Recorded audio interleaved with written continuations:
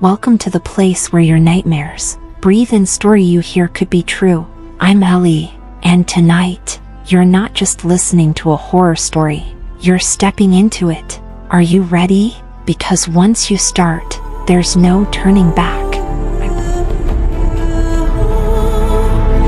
I was 11 when I first heard the knocking. At first, I thought it was the pipes, or maybe a tree branch tapping against the window. But then it started coming from inside my room, inside the walls, and eventually, from inside the closet. I was 11 when we moved into the new house. It was old, not the charming kind of old, with creaky stairs and vintage wallpaper, but the kind of old that felt like something had been left behind, like someone had tried to forget it. Mom said it was a fixer-upper. Dad called it a steal. I didn't have a word for it then, but if I had to pick one now? The house felt hollow. It wasn't all bad. I got my own room for the first time, which was exciting until the first night, when I realized I wasn't as alone as I thought. It started with the knocking. At first I thought it was the pipes, or someone at the front door. It was quiet, just a soft knock knock knock, like someone gently rapping their knuckles on a wooden surface. I'd sit up in bed and listen hard, but by the time I was fully awake, it was always gone. My parents said it was just the house settling. Old buildings make noises. My dad told me, it's nothing to worry about. My parents didn't believe me, not fully, but that didn't stop Dad from checking the closet with a baseball bat. He found nothing, of course, just clothes, boxes, old toys.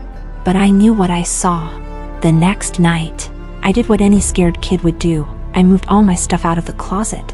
Every shirt, every shoe, every cardboard box. I dragged it all into the corner of my room and left the closet wide open, so I could see inside, so there were no shadows.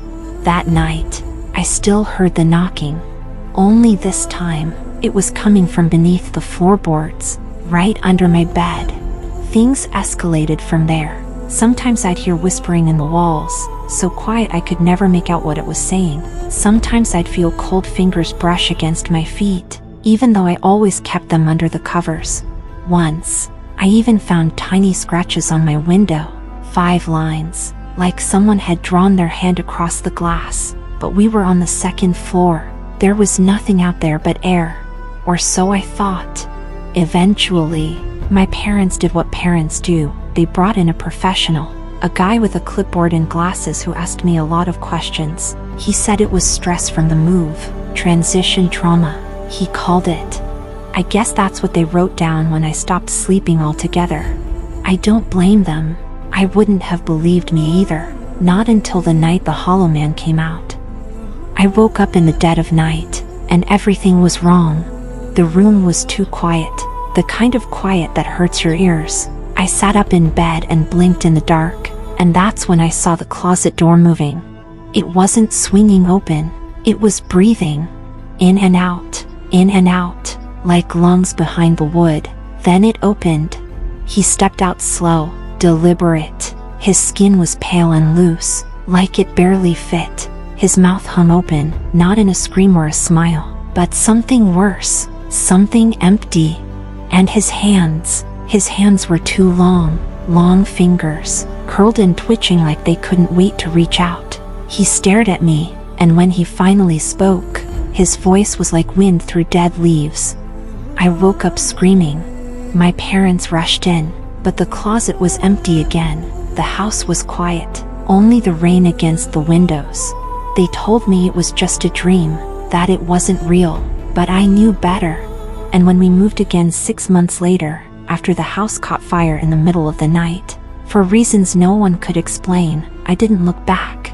I've never told anyone this, not fully, not until now. But if you ever hear knocking from somewhere it doesn't belong, don't open the door, don't look, don't listen.